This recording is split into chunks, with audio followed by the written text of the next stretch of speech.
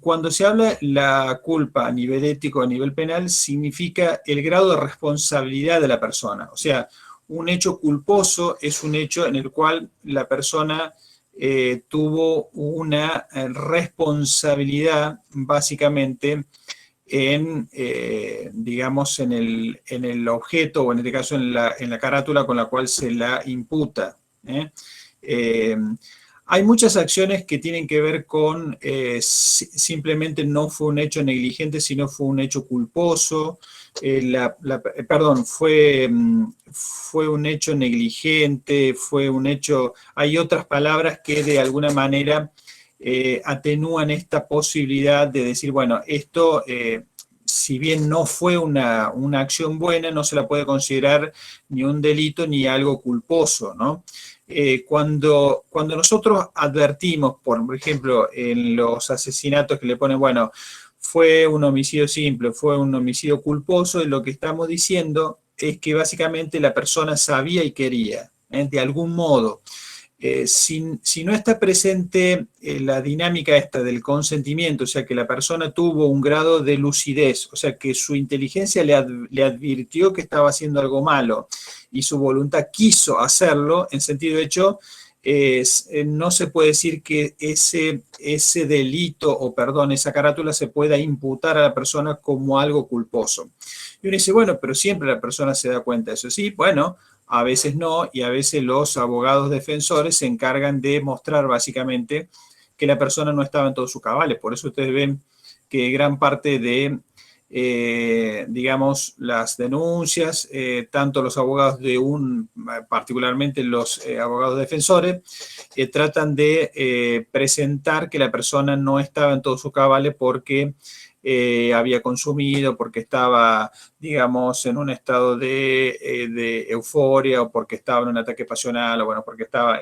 bueno, todas esas situaciones generan una disminución del grado de la advertencia y que de algún modo debilita la voluntad. O sea, el abogado defensor se va a encargar básicamente de decir que la persona no lo quiso hacer, que estaba en una situación que realmente no sabía bien lo que quería y tampoco podía evaluar bien la situación. Por eso, normalmente, en este caso, si hay lesionados de la otra parte o si hubo un daño grande, la carátula, digamos, aún muchas veces puede quedar con el mismo nombre, pero ahí aparecen algunos textos, digamos, la persona es inimputable, por decir así, o porque es un menor, o porque estaba bajo la acción de fármacos o de esto, de lo que sea. Bien, ahí cuando se dice que es inimputable, es que no se le puede imputar ninguna pena porque la persona no tuvo culpa, ¿entendés? O sea, cometió algo, pero en sentido estricto no tuvo culpa porque no sabía lo que hacía. O sea, uno tiene que saber y querer.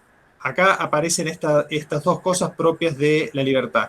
Si yo no sé que lo que estoy haciendo es algo malo, si yo no sé que eso es algo malo, no tengo culpa. Y además, si yo no quiero hacerlo, pero me vi forzado ante cualquier situación para hacer algo, tampoco tengo culpa.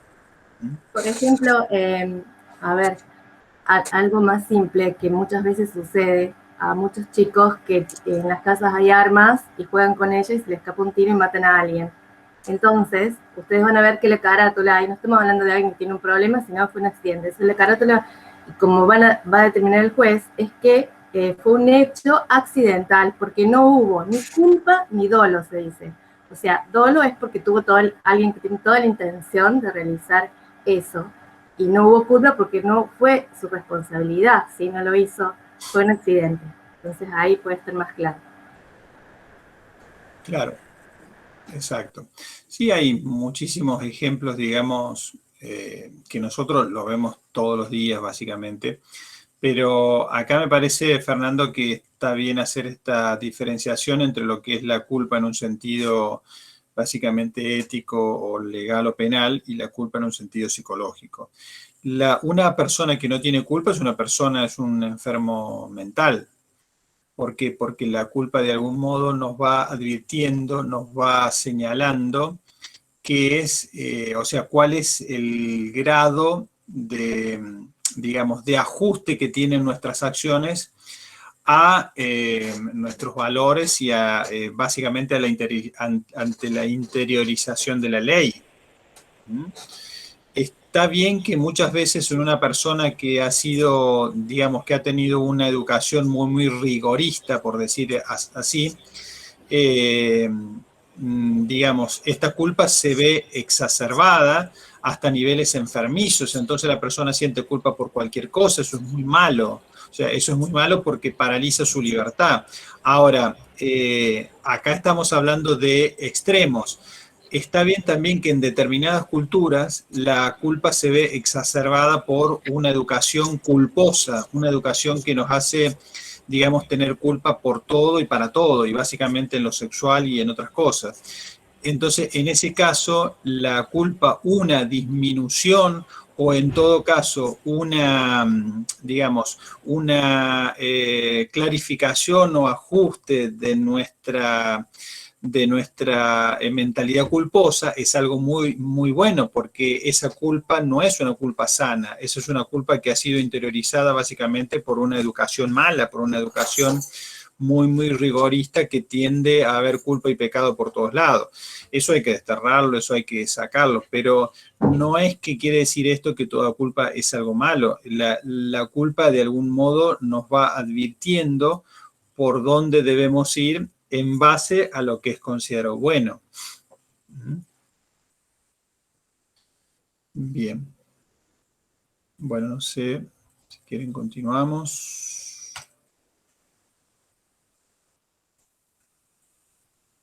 Bueno, entonces acá habíamos quedado en circunstancia. Tenemos también acá algunos ejemplos. Bueno, acá aparece la división de la ética. Esto es, en realidad es teoría sobre la ética, es como para que lo lean.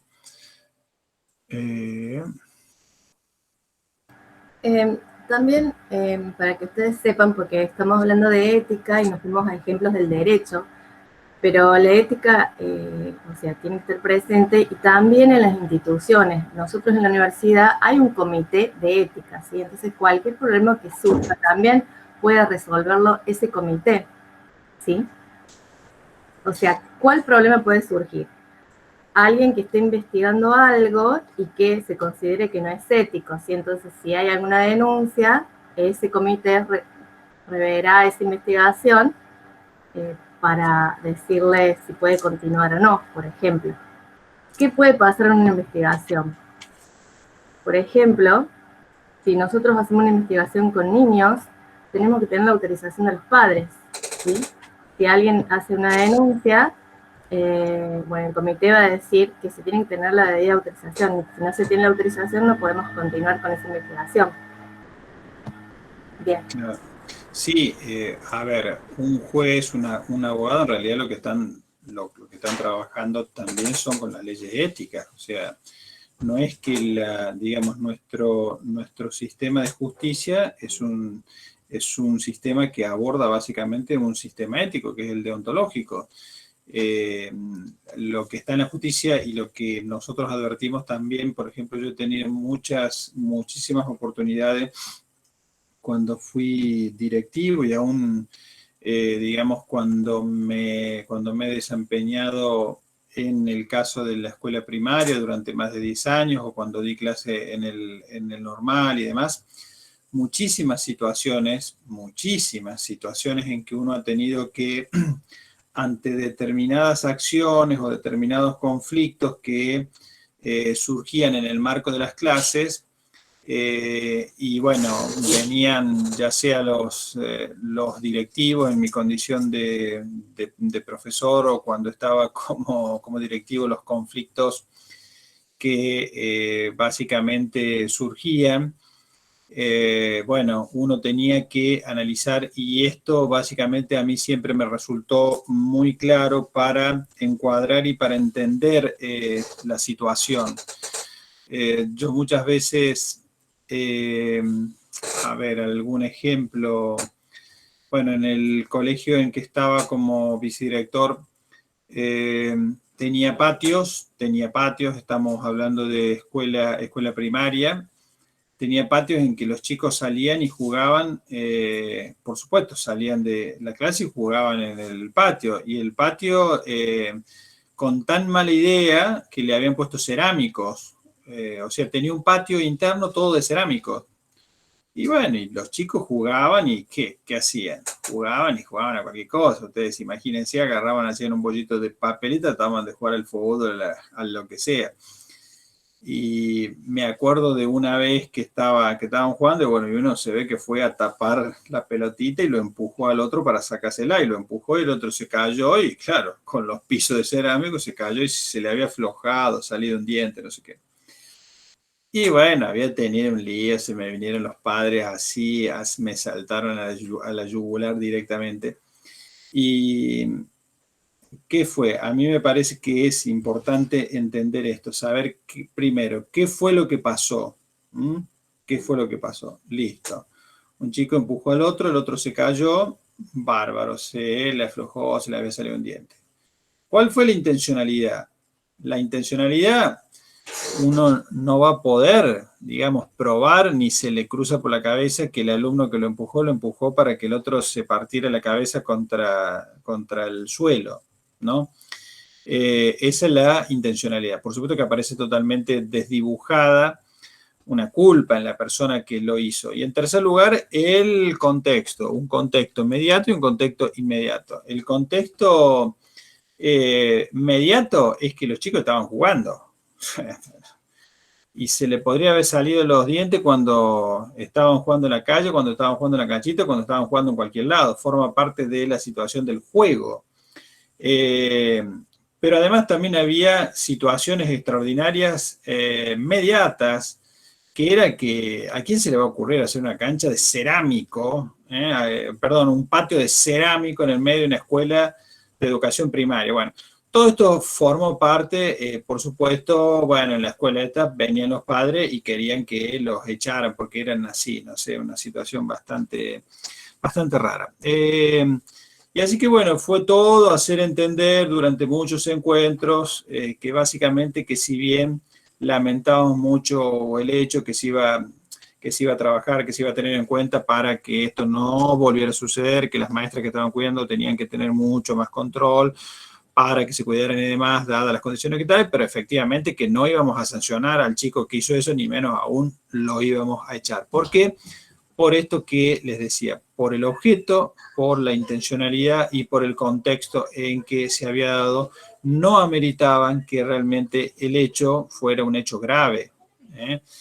Por eso digo, esto ayuda mucho a entender básicamente cuando uno hace un juicio sobre una acción o sobre una persona, ayuda mucho a entender el grado básicamente de gravedad que pueden llegar a tener los hechos. Acá en esta tabla que ustedes están viendo, lo que advertimos bueno, de esto hay varias clasificaciones, digamos. Frente a los conflictos disciplinarios, suponete, bueno, hay un conflicto, ¿no? Hay un conflicto, ustedes saben que nosotros no tenemos que buscarnos los conflictos porque los conflictos forman parte de nuestra vida. No es que tenemos que crearnos. Por supuesto que hay personas que son conflictivas, pero está bien que los conflictos forman parte de nuestra vida. Ahora, lo característico no es que haya o no haya conflicto. Lo distintivo es cómo una persona o un grupo de personas actúa para intentar darle solución a esos conflictos. Y acá advertimos en este cuadro al menos tres enfoques o tres grandes enfoques disciplinarios que están bastante bien explicados. El normativo, que tiene una característica mucho más burocrática.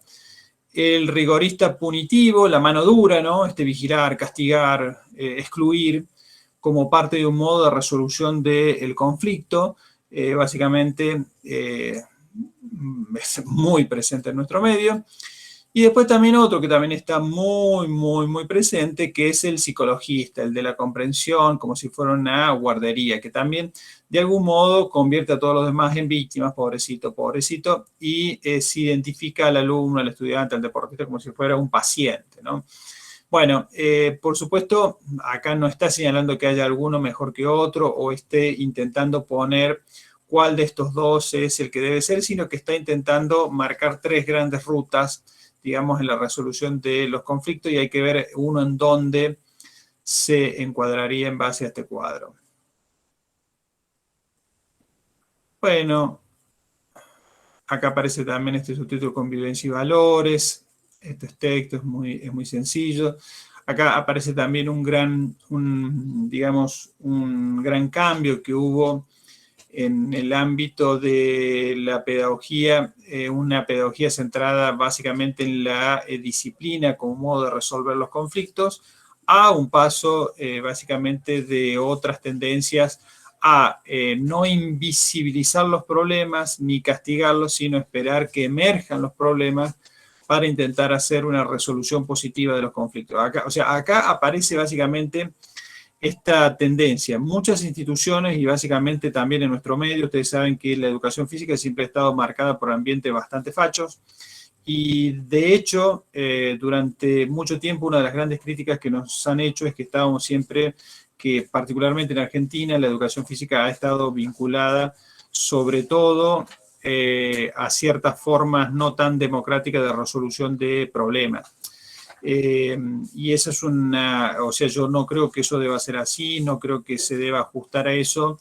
Sí sé que muchas veces eso ha formado parte de nuestra historia, esto de vigilar, castigar, humillar al otro, básicamente porque no ha podido hacer bien una prueba, porque no ha podido correr los 100 metros en tantos segundos, porque no ha podido hacer, bueno, de hecho, ustedes saben que muchos de los ingresos a la carrera de educación física o de los exámenes o demás tenía aspectos bastante crueles. Y básicamente la educación física históricamente como estuvo asociada a la disciplina militar, ¿por qué? Porque muchos de los profesores de educación física provenían del ámbito militar, porque provenían del ámbito de la gimnástica y empezaron a enseñar en las escuelas. Los profesores de educación física eran vistos como aquellos que ponían disciplina, o sea, como aquellos que ponían el orden a partir de esto, ¿no? A partir de la importancia de la disciplina. Vos tenías que formarte así, marcar el paso así, bueno, y todo esto. Lo que advertimos acá en este gran cambio, que eso de algún modo intentaba invisibilizar los problemas o los conflictos, y que de algún modo las nuevas tendencias tratan de visibilizar los conflictos y tratar de llegar a una resolución positiva de los mismos. Bueno, es un poco más, palabras menos, de lo que está expresado en todo este apartado. Bueno, acá básicamente aparece un cuadro, un estilo ya de resolución de conflictos, que también es bastante similar al anterior, ahora para resolución de conflictos, en que aparecen también algunas características y acá uno puede básicamente ubicarse en alguno de estos, cuál es el que le cabe mejor a uno o cuál es el que le cabe mejor a las instituciones. Si yo para resolver los conflictos intento ser competitivo, vengativo, complaciente con el otro, elusivo, o sea, eludir el tema, o colaborativo. Bueno, acá, según el cuadro, lo que está marcando que un estilo personal colaborativo, en definitiva, estaría mejor ubicado que los otros. Bueno, también existen instancias para el desarrollo de las competencias sociales para la resolución de los conflictos positivos. Y acá aparecen alguna serie de verbos, temas que serían, digamos, parte o conformarían parte de esta resolución positiva de los conflictos y que muchas veces no lo tenemos demasiado identificado. ¿Por qué? Bueno, porque nuestras instituciones educativas, ya de la escuela primaria hasta la universidad, tienden básicamente a ser un sistema bastante cerrado, muy disciplinario, burocrático, y que en general rehúye o en general no tiene buena prensa el tema de las peticiones, ¿no?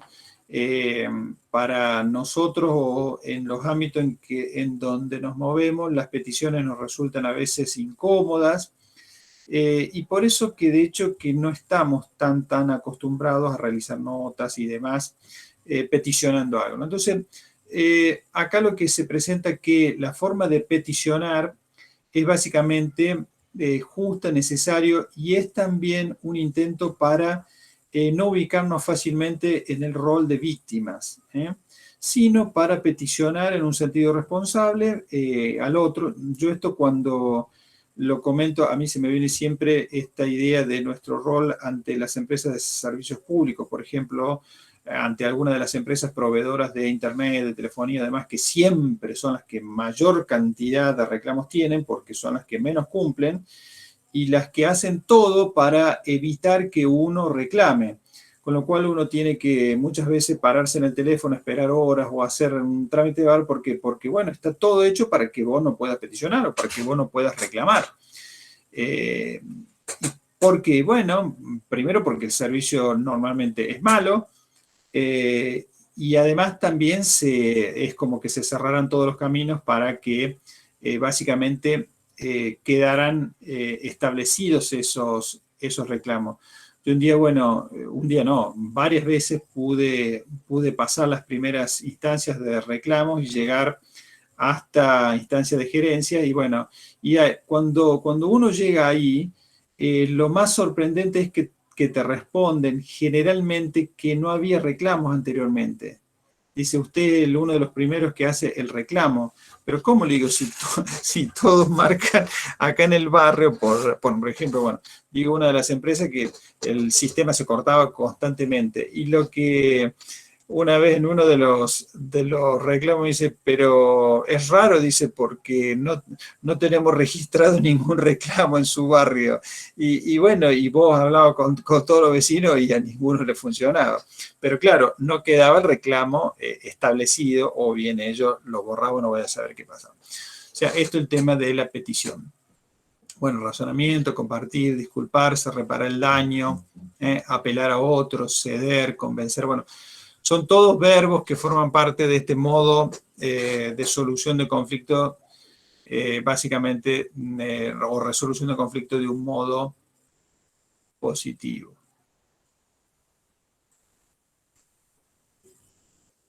Bueno, acá aparecen fases o pasos para superar los conflictos. Esto a mí yo también lo he utilizado muchas veces en mediaciones y me parece muy, muy, muy importante, particularmente este cuadro, así yo lo he usado, recuerdo en el caso de unos amigos que, bueno, estaban con serios problemas de convivencia y me llamaron a mí, una cosa muy rara, pero, bueno, tenían los dos mucha confianza conmigo y, bueno, sabían que yo estaba enseñando estas cosas y me llamaron. No fueron a una instancia de mediación judicial, sino que me llamaron a mí como amigo, porque los dos tenían mucha confianza. Entonces, ¿qué fue lo que apliqué? Esto. Y básicamente les ayudó, pero muchísimo. O sea, hacerse la pregunta, ¿qué es lo que quiero conseguir? ¿Y cuál es la causa que me ha llevado a introducirme en este conflicto? ¿No? Esto de poder reflexionar qué es lo que uno quiere, o qué es lo que uno quiere conseguir. ¿Vieron cuando uno está en un conflicto? ¿Qué es lo que realmente uno quiere conseguir? Y básicamente, ¿qué quiere la otra persona con la que he entrado en conflicto? Y acá aparecen, por supuesto, las dos tendencias, qué es lo que quiere uno y qué es lo que quiere el otro. Y bueno, en realidad las diferentes fases y las diferentes preguntas que van acompañando a las fases, yo las pude aplicar en caso práctico y básicamente en mi caso han resultado muy buenas. Bueno, acá aparece también en el punto 5.6 el tema de los conflictos, la violencia, qué es lo que se entiende por violencia. Muchas veces ustedes cuando estén en las escuelas van a escuchar esto, el tema de la violencia, qué violentos que son los chicos o no, bueno, todo. Bueno, acá está puesto básicamente una reflexión sobre la violencia, sobre la libertad como posibilidad para elegir otros caminos ante las respuestas violentas, sobre los obstáculos de la libertad. Nosotros muchas veces no los tenemos identificados y juzgamos a los demás de manera muy rápida. Pero acá tenemos estos obstáculos que dañan seriamente la libertad de acciones de los demás. La ignorancia es una. Para nosotros, digamos, la ignorancia nos parece que no fuera un obstáculo de la libertad, ¿no? Pero si pensamos básicamente, por ejemplo, en Platón, en Aristóteles, el principal vicio era el de la ignorancia, porque cuando uno no sabe, en realidad está cometiendo cualquier cosa y no se da cuenta. O sea, el ignorante no se da cuenta que está haciendo mal. Ahora, ¿cómo haces para salir de la ignorancia a un ignorante? Y te queda el camino de la educación, te queda el camino básicamente de esta, no de la persuasión por medio de la fuerza, porque la persuasión por medio de la fuerza no va a, digamos, a mejorar o a lograr cambiar la ignorancia de una persona. Lo único que la va a convertir es una persona más miedosa, pero no una persona que comience a tener una mayor claridad sobre las consecuencias de sus actos. Bueno, esta es una de las principales instancias que bloquean nuestra libertad. La otra es el miedo. Una persona violenta normalmente es una persona miedosa. Una persona que busca conflicto por todos lados normalmente es una persona miedosa y no se da cuenta. O sea, no se da cuenta que con sus miedos genera agresividad en los demás y demás. El miedo hace eso. También ciertas características con nuestras pasiones o con nuestra emotividad negativa, por ejemplo, el enojo, la ira, básicamente hacen que en nuestra libertad se vea opacada, porque cuando una persona está sacada, no ve con claridad. Cuando una persona está muy, muy, muy enojada, o aun cuando nosotros estamos muy, muy enojados, normalmente tenemos que respirar varias veces, tomarnos un tiempo, porque es muy probable que lo que estemos viendo en esa situación no sea lo que sea en realidad, ¿no? ¿Por qué? Porque de alguna manera estos estados emotivos exagerados o hipersensibilizados nos hacen tener una percepción de la realidad no adecuada. Bueno, la violencia, los desajustes psíquicos.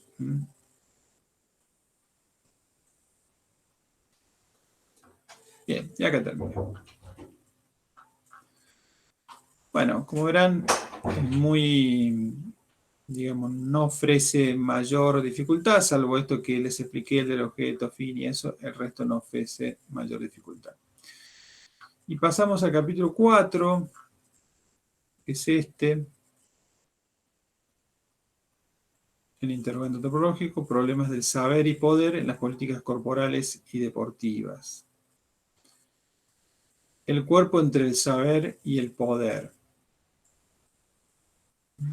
Bueno, ¿qué es lo que va a entrar en los exámenes, ya sea en el segundo parcial o bien en los exámenes finales? Lo que va a entrar es el punto 1, el cuerpo entre el saber y el poder, que por supuesto tiene subtítulos, el tema de las biopolíticas. Ustedes ya lo han trabajado también en otras asignaturas, en otros espacios. Bueno, por eso no les va a resultar nada nuevo. La educación física y las biopolíticas. Y básicamente el punto 2, que es el problema del género en las prácticas pedagógicas. ¿Cuál es la noción de género?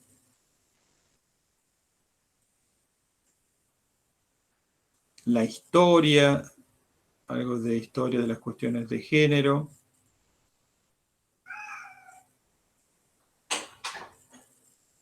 Lo femenino como refuerzo de lo negativo.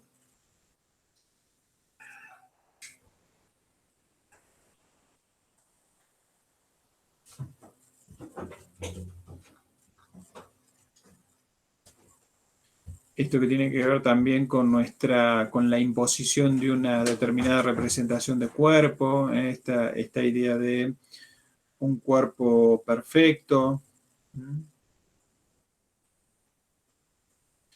Hasta el punto 2.6, desde acá no está incluido. Vamos a sacar toda esta parte, el tema de la obesidad y todo lo que sigue hacia adelante lo vamos a sacar. O sea que solamente de la unidad 4 entraría hasta el punto 2.5.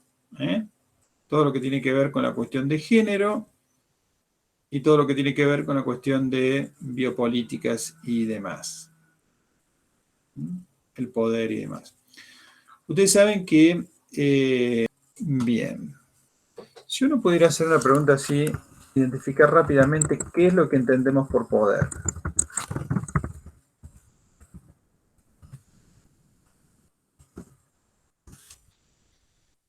Bien, está lanzada la pregunta. Control.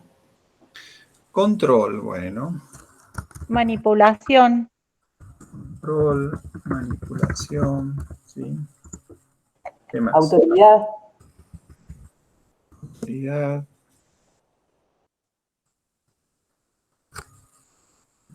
Poder.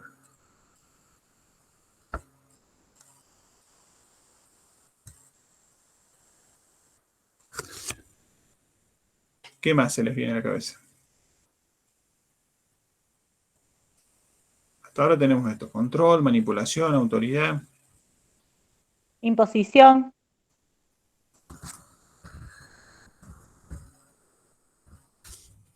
Bueno, vamos a ir clarificando alguna de las decisiones, pone Lucio. Vamos a pensar acá, vamos a cambiar un poco la pregunta. Nosotros normalmente tenemos esta idea de que el poder es algo negativo. La pregunta es la siguiente: ¿el poder es algo negativo? ¿Es algo positivo? ¿Es algo que puede ser ambas? Depende para qué lo uses. O sea que el poder, el grado de evaluación del poder dependería de las consecuencias de su uso. No sé si consecuencias, sino hago referencia a acciones. O sea, no sé, no es necesario la consecuencia, no es necesario ir a la consecuencia, sino a la acción. Ya hay algunas acciones que pueden considerarse malas, como obligar a hacer algo a alguien que no tiene ganas de hacerlo. Bien, el poder entonces, entendido así, para vos, Sofía, no sería ni bueno ni malo. Depende de la acción que vayas a realizar con el poder. Por eso, el poder en sí mismo no sería ni bueno ni malo, el poder en sí mismo dependería de las acciones. Claro, pero puede ser, si tengo que elegir un lado, me quedo con el bueno. Con el bueno, bien. ¿Y haber algún otro que se incline por el lado malo? El poder como algo, uno dice, bueno, cuando uno piensa en poder está pensando definitivamente en algo malo. Y sería algo malo, profe, cuando ese poder se utiliza para dañar al otro, digamos, para como coartar su libertad. Sí, sí, pero en ese sentido estaríamos con lo que decía Sofía, no sería tanto en sí mismo, sino sería cómo se utiliza ese poder. Pero digo, alguna vez que nosotros intentemos pensar en el poder como algo malo.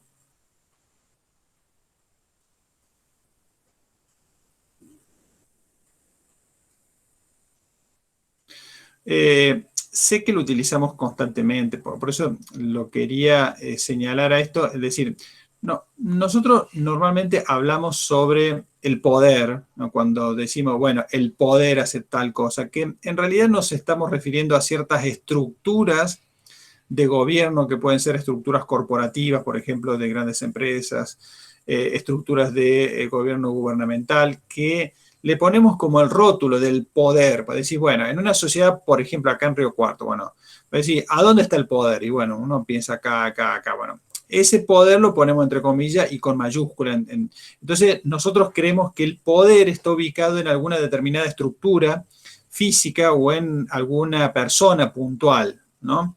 Bien, desde la perspectiva que está tratado el texto y básicamente haciendo mención a Foucault, el poder no estaría ahí, sino que el poder es siempre una relación asimétrica. El poder es una forma de relación asimétrica. Y el poder es necesario. El poder es necesario porque es una forma en que los sujetos nos relacionamos.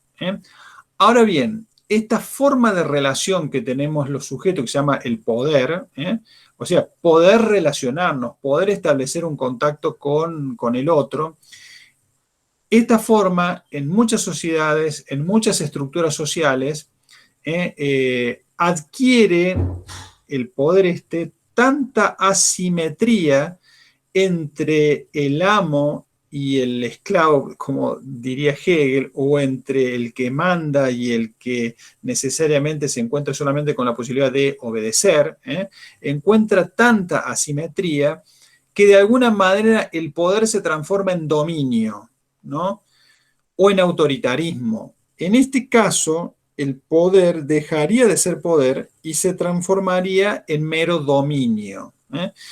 Por supuesto que cuando la asimetría es tan grande, el poder siempre se convierte en algo negativo. ¿Por qué? Porque lejos de permitir al otro la posibilidad de accionar, lejos de permitir al otro la posibilidad de básicamente poder construir, poder crear, lo que sucede es que lo aplasta al otro. La asimetría es tan grande que termina aplastando cualquier posibilidad o cualquier alternativa de decisión. Entonces, básicamente, en estos sentidos en donde la asimetría se convierte en muy, muy grande, este poder se transforma en dominio, ¿no? Ahora bien, lo que decíamos anteriormente es que, según Foucault, el poder no se encuentra tanto en una persona o en una institución, sino que el poder se encuentra invisiblemente, se nos mete en el cuerpo, por esto que se llama las biopolíticas, digamos, el poder se nos va metiendo en el cuerpo como si fuera una red de capilarización, que se nos va metiendo dentro del cuerpo, se interioriza en cada mente, y hace que cada uno actúe de determinada forma. ¿Por qué? Porque tiene incorporada la disciplina en sí mismo. Es como que tenés incorporado el policía dentro de vos mismo y que no hace falta que veas un agente del orden para recordarte que básicamente cómo tenés que actuar. Por ejemplo, estamos haciendo algo exagerado, ¿no? Ante situaciones que serían delictivas. Pero esta idea de tener incorporado el policía inconsciente y consciente dentro de nosotros es cómo se va tejiendo básicamente en la modernidad esto que se llama las biopolíticas, que son políticas de poder invisibles, como si fueran microscópicas, que se nos van metiendo en nuestro cuerpo básicamente y en nuestra mente y que nos hacen actuar de determinada forma. Por eso el poder se incorpora y se nos mete dentro. Sí, yo lo que quería agregar a esto es las formas donde el poder, o que adopte el poder, está el liderazgo una forma de poder, donde esa simetría quizás es mucho más, menos marcada, mejor dicho, y donde la persona que tiene ese poder de liderazgo sabe cómo manejarse, cómo delegar, cómo acercarse a la persona. Claro, claro. En este caso, los liderazgos buenos son los liderazgos en donde el líder no termina convirtiéndose en un dictador. A ver, si el líder, o sea, a ver, ¿quiénes convierten a un posible líder positivo en un dictador? Básicamente el grado de sumisión que muestran sus seguidores. O sea, si un seguidor no le pone límites a su líder, lo termina convirtiendo en un dictador. Y esto fue lo que básicamente, históricamente, se vivió básicamente con Hitler. Uno puede hacer todo el seguimiento en Alemania de lo que significó el ascenso del fascismo, pero también puede estudiar el ascenso del fascismo de Mussolini. En Italia, la figura de Mussolini es esa figura, y a nosotros, digamos, a nosotros nos resulta mucho más cercana la figura de Mussolini que la de Hitler. ¿Por qué? Porque es Tano, porque Mussolini es Tano, porque de alguna manera nosotros llevamos grabado esta necesidad que tenemos de, como era, de contar con líderes que sean poderosos, en el sentido con líderes que sean capaces de llevarse por delante todo lo que se le cruce. ¿De qué forma? De cualquier forma. Mussolini, ¿no? cuando recorriendo algunas regiones de Italia hace un año y medio, cuando estuve por allá, íbamos por una ruta y una parte toda que había sido ganada, digamos, ahí había, dice, bañados y no sé qué. Bueno, lo que me decía la persona que íbamos recorriendo esos lugares, que era un profesor de la Universidad de Roma, me decía, mira, ¿viste todos esos diques que están ahí? Unas construcciones impresionantes. ¿Sabés quién las hizo? Mussolini. Pasamos por otro, ¿viste este monumento? ¿Sabés quién lo hizo? Mussolini. Y así, Mussolini. ¿Y cuál es la idea que uno trae acá? Que Mussolini es un dictador, fue un homicida, fue, digamos, el primo hermano de Hitler. Sin embargo, en la misma Italia, Mussolini fue una persona que había hecho muchas obras, ¿no? Claro, que había hecho muchas obras, por supuesto, aplastando a todos los opositores y llevándose por delante todas las leyes, ¿no? Ahora, nosotros esos culturalmente nos sentimos a veces hasta muy cercanos a eso. ¿Por qué? Porque hasta valoramos con buenos ojos tener dirigentes o tener básicamente líderes que tengan esas características, ¿no? Que sean líderes que sean capaces de aplastar a sus opositores o a sus rivales, no les importa. Lo que les importa es llegar a cumplir con su objetivo, sea como sea, ¿no? Y en este sentido, básicamente, el líder se convierte en un dictador en la medida de la sumisión de sus fieles o de sus seguidores. Sí, pasó algo parecido en Colombia con Pablo Escobar. A cierto sector de la población se vio beneficiado con un montón de cosas que él le brindó, pero ¿a qué? Al cambio de qué va. 100.000 muertos, a cambio de 100.000 muertos. Claro. Claro. Bueno, acá básicamente lo tenemos también que al señor Rafael, al señor Macera, al señor Tanto, eran líderes que, digamos, había que, como dijo el decreto presidencial de la Estela Martínez de Peón, dijo en el decreto presidencial está escrito que había que exterminar a los extremistas, y bueno, y efectivamente aparecieron las personas que los exterminaran. Tuvimos años que no quedó ninguno.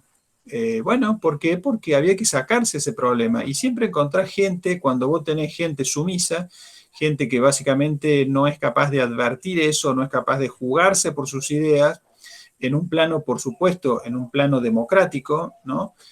Sucede eso, sucede que logramos convertir a los mejores líderes si no mostramos, si nos mostramos sumisamente, básicamente lo que estaremos convirtiendo es a un buen líder político, un buen líder democrático, en un pésimo o en un excelente dictador, que a medida que va creciendo cada vez más, ustedes seguramente que les habrá pasado muchas veces, a medida que uno va adquiriendo nuevas cuotas de poder, ¿no? Nuevas cuotas de poder, ¿qué quiere decir? Nuevas cuotas de decisión.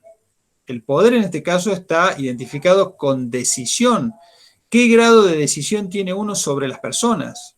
Esto es, un funcionario muchas veces comienza a tener grados de decisión sobre los demás. ¿Por qué? Porque sobre él decide que se le aumente el salario, que se le quiten esto, que se le dé esto, que se le otro. Por eso las decisiones de una persona que va adquiriendo diferentes cuotas de poder en relación a los demás, si se van invisibilizando, rompiendo, censurando o reprimiendo aquellos mecanismos que tienen que ver con las respuestas o los reclamos o las resistencias que se dan genuinamente en todo conflicto ante las decisiones que se toman, y lo que se va haciendo es que esta persona se va convirtiendo cada vez más, hasta tal punto que la persona después ni se da cuenta, ¿entendés?, de lo que está haciendo. Es llamativo, si ustedes quieren profundizar esto, pueden leer el excelente juicio que hace Hannah Arendt. Ella cubre todo el juicio de Eichmann, que fue el jefe del campo de concentración de Auschwitz en Polonia, en Alemania. Y lo que muestra con este personaje siniestro para nosotros, porque por su campo de concentración murieron 1,5 millones de personas. 1,5 millones de personas, una locura. Y la persona cuando digamos, finaliza la guerra, la ponen presa, ¿no? La logran descubrir, bueno, algunos se suicidaron, otros se escaparon, bueno, este también se quiso escapar, pero lo tenían vigilado para que no se suicidara. Le hicieron el juicio y Hannah Arendt cubre, por supuesto, toda la instancia del juicio. Y bueno, ¿qué pensaban todos? Bueno, acá hemos encontrado al demonio vestido de humano, realmente, porque no puede ser tan asesina esta persona, tiene que estar realmente mal de la cabeza, tiene que ser una persona, digamos, tan satánica que, bueno, ¿quién puede hacer semejante cosa? ¿Quién puede hacer? Bueno, y le empezaron a hacer, por supuesto, los estudios psicológicos, psiquiátricos, porque es un bicho raro. O sea, ¿cómo puede ser esto?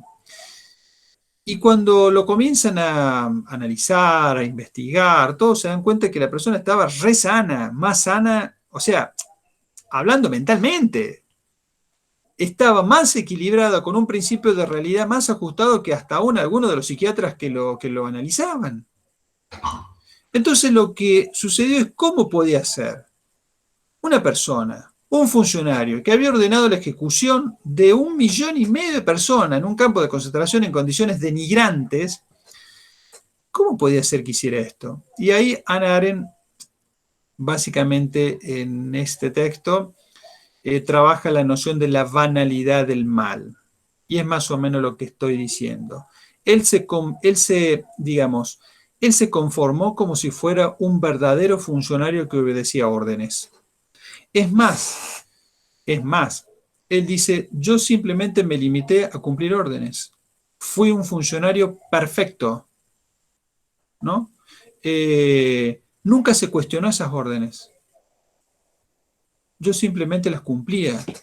No me cuestioné. Y además, en su defensa, él, ¿qué es lo que le dice a sus acusadores? A ver, les voy anticipando el final. Finalizado el juicio, lo colgaron al tipo en el medio de la plaza. Pero, ¿cuál fue la argumentación que él dio?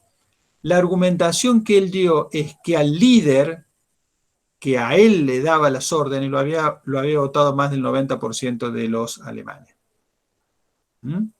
Su misión. Claro que los alemanes también creían en este personaje siniestro que, dicho sea de paso, antes había matado a todos los opositores. No es que los mató simbólicamente. No, los fue matando uno por uno, como hizo Escobar y como hizo todo. Atentado además lo fue matando a todos y no le quedó nadie. Cuando no le quedó nadie, ahí fue el gran Hitler. Ahora, la defensa que hace Eichmann en esta circunstancia forzada es que dice, mire, el pueblo lo votó. El pueblo votó un genocida. Por eso esto que dice que el pueblo nunca se equivoca, es una frase que hay que ponerla entre alfileres.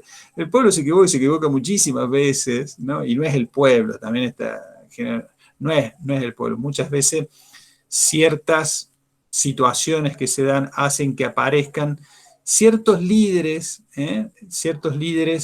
mesiánicos que parecen que con su fuerza nos van a eliminar a todos los enemigos. Uno siempre tiene que desconfiar, como dijo básicamente Sartre, que al principio estaba muy enamorado del Partido Comunista, además se había hecho comunista en Francia, había seguido toda la resistencia francesa, hasta que vio lo que estaba haciendo luego el comunismo con la en la Unión Soviética y demás, y bueno, después se desafilia y comienza a atacar seriamente al comunismo en Francia.